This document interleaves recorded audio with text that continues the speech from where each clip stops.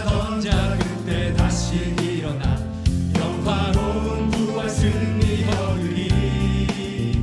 주의 택한 모든 성도 구름 타고 올라가 공중에서 주의 얼굴 배우리.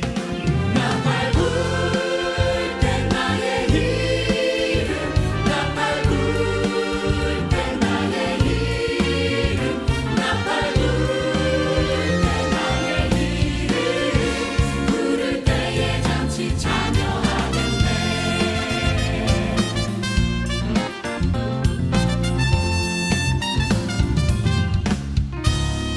주님 다시 오신 날을 우리 알 수 없으니 항상 기도하고 깨어 있었어. 기쁨으로 보좌 앞에 우린 나가서도록 그때까지 참고 기다리겠네.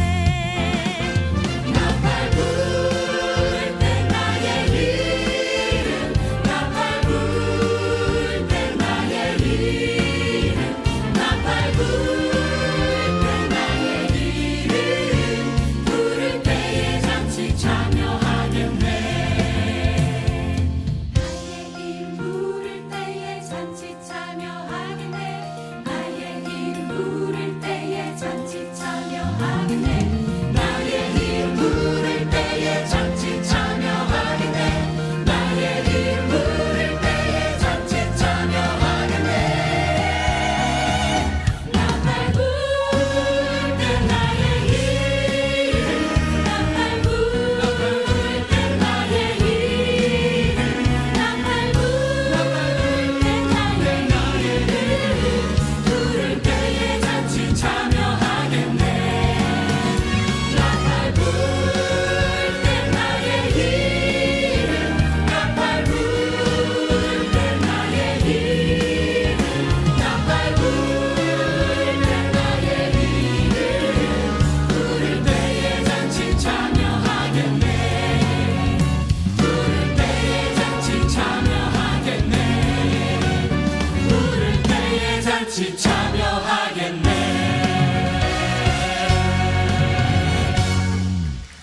샬롬, 주님의 평강이 여러분과 함께하기를 기원합니다.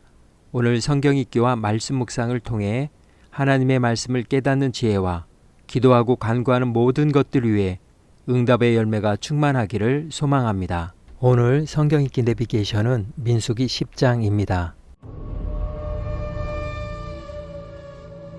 여호와께서 모세에게 말씀하여 이르시되 은나팔 둘을 만들 때 두들겨 만들어서 그것으로 회중을 소집하며 진영을 출발하게 할 것이라. 나팔 두 개를 불 때는 온 회중이 회막문 앞에 모여서 내게로 나올 것이요, 하나만 불 때는 이스라엘의 천부장된 지휘관들이 모여서 내게로 나올 것이며, 너희가 그것을 크게 부을 때에는 동쪽 진영들이 행진할 것이며, 두 번째로 크게 부을 때에는 남쪽 진영들이 행진할 것이라. 떠나려 할 때에는 나팔 소리를 크게 부을 것이며, 또 회중을 모을 때에도 나팔을 부을 것이나 소리를 크게 내지 말며, 그 나팔은 아론의 자손인 제사장들이 부을지니 이는 너희 대대의 영원한 율례니라. 또 너희 땅에서 너희가 자기를 압박하는 대적을 치러 나갈 때에는 나팔을 크게 부을지니, 그리하면 너희 하나님 여호와가 너희를 기억하고 너희를 너희의 대적에게서 구원하시리라. 또 너희의 희락의 날과 너희가 정한 절기와 초하루에는 번제물을 드리고 화목제물을 드리며 나팔을 불라. 그로 말미암아 너희의 하나님이 너희를 기억하시리라. 나는 너희의 하나님 여호와니라. 둘째 해 둘째 달 20날에 구름이 증거의 성막에서 떠오르매 이스라엘 자손이 시내 광야에서 출발하여 자기 길을 가더니 바란 광야에 구름이 머무니라. 이와 같이 그들이 여호와께서 모세에게 명령하신 것을 따라 행진하기를 시작하였는데, 선두로 유다 자손의 진영의 군기에 속한 자들이 그들의 진영별로 행진하였으니, 유다 군대는 암미나답의 아들 나손이 이끌었고, 이사갈 자손 지파의 군대는 수알의 아들 느다넬이 이끌었고, 스불론 자손 지파의 군대는 헬론의 아들 엘리압이 이끌었더라. 이에 성막을 거두매 게르손 자손과 무라리 자손이 성막을 메고 출발하였으며, 다음으로 루벤 진영의 군기에 속한 자들이 그들의 진영별로 출발하였으니 루벤의 군대는 수데울의 아들 엘리술이 이끌었고 시몬 자손 지파의 군대는 수리사떼의 아들 슬루미엘이 이끌었고 갓 자손 지파의 군대는 두엘의 아들 엘리아삽이 이끌었더라. 고아디는 성물을 메고 행진하였고 그들이 이르기 전에 성막을 세웠으며 다음으로 에브라임 자손 진영의 군기에 속한 자들이 그들의 진영별로 행진하였으니 에브라임 군대는 암미우스의 아들 엘리사마가 이끌었고 므낫세 자손 지파의 군대는 부다술의 아들 가말리엘이 이끌었고 베냐민 자손 지파의 군대는 기드오니의 아들 아비단이 이끌었더라. 다음으로 단 자손 진영의 군기에 속한 자들이 그들의 진영별로 행진하였으니 이 군대는 모든 진영의 마지막 진영이었더라. 단 군대는 암미사떼의 아들 아히에셀이 이끌었고 아셀 자손 지파의 군대는 오그란의 아들 바기엘이 이끌었고 납달리 자손 지파의 군대는 에난의 아들 아히라가 이끌었더라. 이스라엘 자손이 행진할 때에 이와 같이 그들의 군대를 따라 나아갔더라. 모세가 모세의 장인 미디안 사람 루엘의 아들 호밥에게 이르되 여호와께서 주마하신 곳으로 우리가 행진하나니 우리와 동행하자. 그리하면 선대하리라. 여호와께서 이스라엘에게 복을 내리리라 하셨느니라. 호밥이 그에게 이르되 나는 가지 아니하고 내 고향 내 친족에게로 가리라. 모세가 이르되 청하건대 우리를 떠나지 마소서. 당신은 우리가 광야에서 어떻게 진칠지를 아나니 우리의 눈이 되리이다. 우리와 동행하면 여호와께서 우리에게 복을 내리시는 대로 우리도 당신에게 행하리이다. 그들이 여호와의 산에서 떠나 3일 길을 갈 때에 여호와의 언약궤가 그 3일 길에 앞서가며 그들의 쉴 곳을 찾았고 그들이 진영을 떠날 때에 낮에는 여호와의 구름이 그 위에 덮였었더라. 궤가 떠날 때에는 모세가 말하되 여호와여, 일어나사 주의 대적들을 흩으시고 주를 미워하는 자가 주 앞에서 도망하게 하소서. 하였고 궤가 쉴 때에는 말하되 여호와여, 이스라엘 종족들에게로 돌아오소서. 하였더라.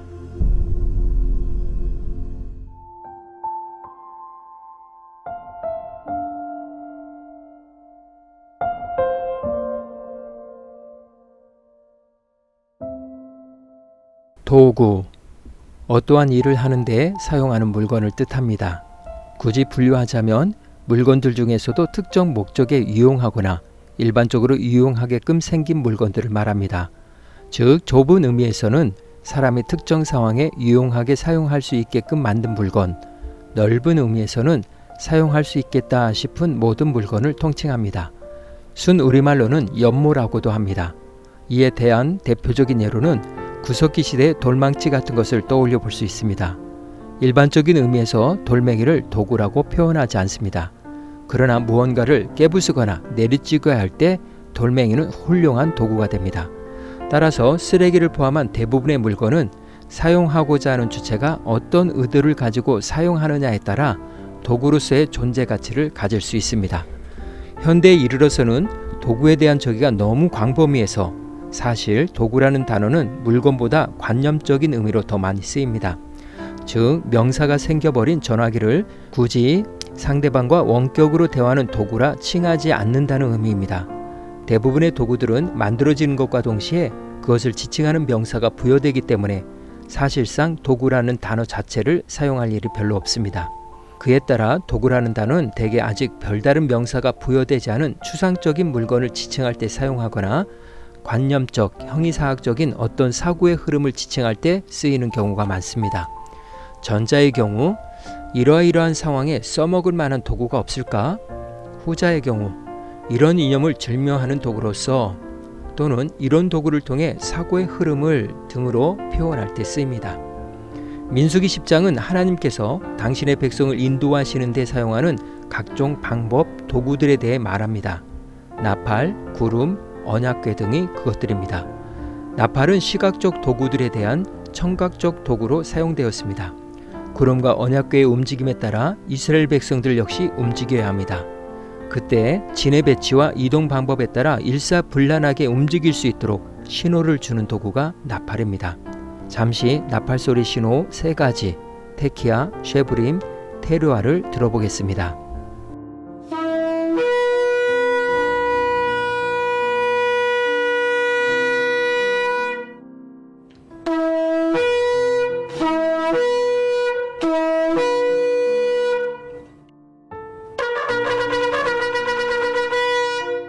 나팔은 제사장만이 부를 수 있었으며 그 소리에 따라 회막에 모이고 행군을 시작하며 전쟁을 하러 나가기도 하고 경축 행사를 시작합니다. 그런데 하나님은 직접 지시하신 이런 방식들 외에 사람들을 도구 삼아 인도해 주십니다. 팔레스타인 주변 지역에서 목축업을 하던 미디안 족속의 일원인 호밥은 광야를 잘 알았기 때문에 모세는 당신은 우리 광야에서 진치는 법을 아니 우리의 눈이 될 것입니다 라고 간청합니다. 사실 성경에서 사람의 도움을 통해 하나님이 역사하시는 것은 새로운 일이 아닙니다. 출애굽기 18장에서 호밥의 아버지자 모세의 장인 이드로는 모세가 많은 업무를 혼자 떠맡고 있는 것을 보고 그의 일을 나눠서 해줄 사람을 뽑으라고 조언했고 모세는 그 조언을 따라 1000부장, 100부장, 50부장, 10부장을 세웠습니다. 나만 장군의 경우에도 그를 구원의 길로 이끈 것은 전쟁터에서 잡혀온 이스라엘의 작은 소녀였습니다. 또한 그는 엘리사가 자기에게 충분한 경의를 표하며 환대하지 않는 것을 보고 화가 나서 그냥 고국으로 돌아가려 할 때 신하들의 조언에 귀를 기울임으로써 병을 고침받을 수 있었습니다. 이처럼 하나님은 다양한 도구들을 사용하셔서 우리의 삶을 인도하십니다. 그러나 제일 중요한 도구는 언약궤입니다. 하나님의 언약궤가 행렬의 맨 앞에 가며 이스라엘의 갈 길을 인도했습니다. 2장, 3장, 10장에서 언급한 순서에 따르면 언약궤가 이스라엘 호위를 받으며 진의 중앙에 가는 것이 원칙이지만 이번 행진에서는 이스라엘의 불안감이 각별했기 때문에 예외로 하나님의 언약궤가 제일 먼저 가신 것으로 보입니다. 하나님은 여러 가지 도구들을 이용하여 일하십니다. 특별히 인간의 협조를 요청하십니다. 각 사람에게 맡겨진 직임이 있다는 의미입니다. 말씀에 의지하여 그물을 내릴 때 많은 물고기를 잡은 베드로의 신앙과 순종이 바로 나팔 소리에 반응하는 믿음의 모습입니다. 우리는 많은 정보와 소리들 속에 살고 있습니다. 그럼에도 불구하고 놓치지 말고 꼭 들어야 할 것이 있습니다. 하나님의 나팔 소리입니다. 사도 바울은 나팔 소리에 대한 성도의 반응에 대해 이렇게 증거했습니다. 우리 주 예수 그리스도로 말미암아 우리에게 승리를 주시는 하나님께 감사하노니 그러므로 내 사랑하는 형제들아 견실하며 흔들리지 말고 항상 주의 일에 더욱 힘쓰는 자들이 되라. 너희 수고가 주 안에서 헛되지 않은 줄 알미라. 오늘 구약성경 읽기 내비게이션은 민수기 10장 도구였습니다. 이 시간 기도의 자리로 나아갑니다. 하나님의 나팔 소리가 울릴 때 이스라엘 백성들이 일제히 그 명령에 순종하며 나아갔던 것처럼 하나님의 나팔 소리를 듣고 그 명령에 순종하며 나아가는 그리스도인으로서 정직과 성실로 화목을 이루며 삶의 자리에서 주의 경영을 이루어가는 삶이 되어야 할 것입니다. 또한 기쁜 날, 주의 날에 나팔을 불들어 가셨는데 오늘 나의 삶 속에서 하나님께 기쁨과 은혜의 나팔을 부를 수 있는 복된 하루가 되기를 소망하며 기도의 자리로 나아갑니다.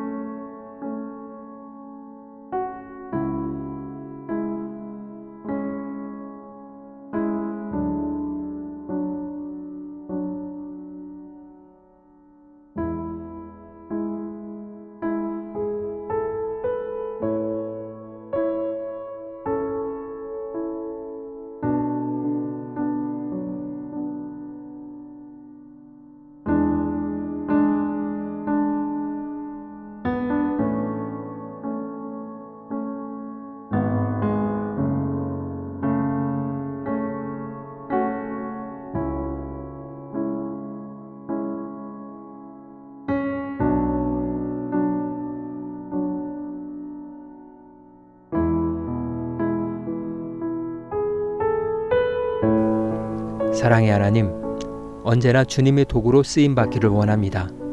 건축자의 버린 돌이 집 모퉁이의 머릿돌로 쓰임받은 것처럼 하나님의 나팔 소리에 귀 기울이며 순종하며 나아감으로 연모의 돌로 쓰임받는 삶이 될 수 있도록 오늘도 정직과 성실로 화목을 이루며 그리스도인의 탁월함을 보일 수 있게 하옵소서. 오늘은 이렇게 고백하며 나아갑니다. 주님, 제가 여기 있습니다. 저를 사용하여 주옵소서. 예수님의 이름으로 기도합니다. 아멘. 이제 음악이 마칠 때까지 자유롭게 기도합니다. 하나님께서 우리의 기도에 귀 기울여 주십니다.